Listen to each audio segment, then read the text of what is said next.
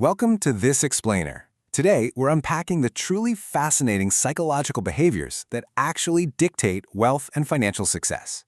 We so often think of money purely in terms of math and spreadsheets, right? But as we're going to see, the real secret to financial independence sits squarely inside our own heads. To really wrap our minds around this, let's look at a pretty staggering number. In the late 90s, legendary boxer Mike Tyson was just absolutely unstoppable. Throughout his career, he pulled in an unbelievable $400 million. I mean, with that kind of cash, you're basically set for dozens of lifetimes. Or so you'd think. Now, not quite. Fast forward to 2003, and after making some notoriously extravagant purchases, we're talking multiple mansions, a whole fleet of luxury cars, literal pet tigers, and yes, a $2 million bathtub, Tyson wasn't just broke, he was fully bankrupt, sitting on $23 million in debt. And this brings us to a massive mind-bending paradox.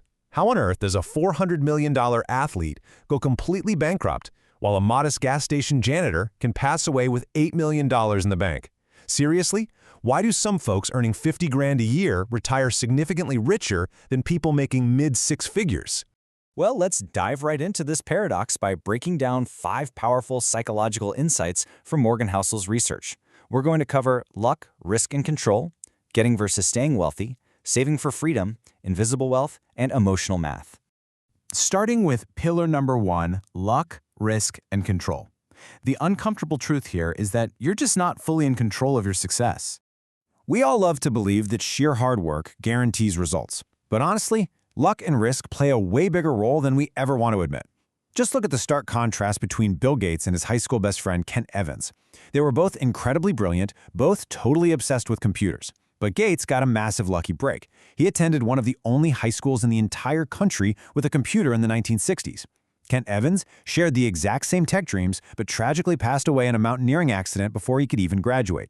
The unpredictable timing of luck gave Gates a huge head start, while an unpredictable risk ended his co-founder's story before it even began.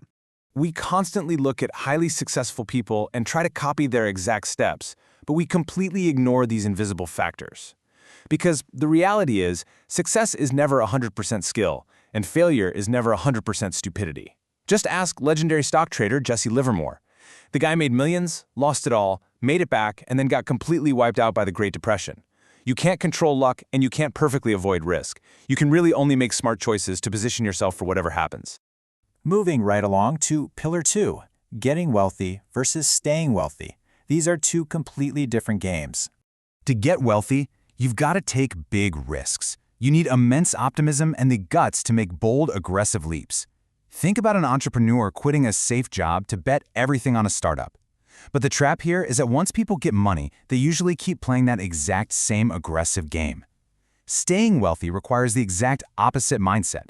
You have to avoid risk, adopt extreme humility, practice intense patience, and crucially, know when to stop gambling. Let's look at a real-world comparison. You've got the founder of FTX, Sam Bankman-Fried, whose entire strategy was reckless risk, over-leveraging, and sheer greed. And the outcome? He lost $26 billion, went totally bankrupt, and was arrested. Now compare that to Warren Buffett. Buffett's main strategy isn't chasing the next big hype, it's surviving. It's avoiding risk and employing unbelievable patience.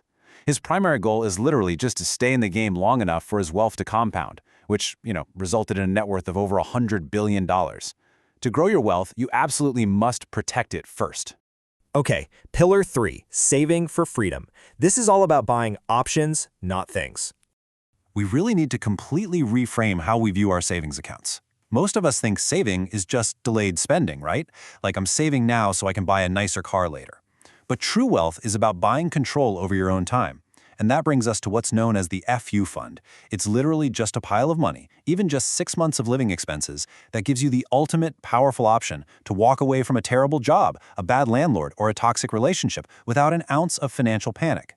Look, nobody is going to clap for you when you transfer $500 into a savings account, but that quiet, boring action is exactly how you buy back your life. Which feeds perfectly into pillar 4. Wealth is what you don't see. Looking rich versus being rich.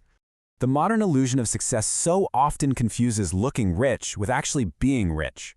On one side, you have Ronald Reed. He was a gas station janitor who wore the exact same clothes every day, drove a beat-up old car, and looked like he was barely scraping by.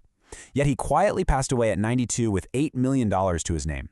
On the other side, you've got a guy cruising in a brand new Ferrari. We immediately assume the Ferrari driver is loaded because, well, he dropped 300 grand on a car. But what we don't see is his bank account. For all we know, he might actually be drowning in invisible debt. The truth is, looking rich is incredibly easy. Literally anyone can swipe a credit card and finance a lifestyle they can't afford. But being rich, that requires extreme discipline. Wealth is the money you didn't spend. It's the silent, boring investments growing in the background. And honestly, this is exactly why billionaires like Warren Buffett still live in the exact same modest house he bought way back in 1958. He values ultimate freedom over flexing for strangers. And finally, Pillar 5. Emotions matter. Because money isn't just cold, hard math. Money isn't just a spreadsheet. And the reason is simple. We are emotional creatures, not robots. And this is exactly where almost all standard personal finance advice completely misses the mark. Being reasonable is actually so much better for you than being purely rational. Rational thinking tells you to put 100% of your money into the stock market to maximize returns. But guess what? Spreadsheets don't feel fear. When the market inevitably tanks by 40%, your human emotions take over, you panic, you sell everything, and you permanently lock in those massive losses. Reasonable thinking, on the other hand, factors in your humanity. It says, you know what, I'll keep some cash on the side so I feel secure, I don't panic, and I can actually stay in the game for the long haul. Sometimes, trying to be financially perfect is literally your biggest enemy. Take the classic case of analysis paralysis versus simple action. We all know someone who spends hours reading every single finance book, trying to logically optimize every last dollar, only to get completely overwhelmed and never actually invest a dime.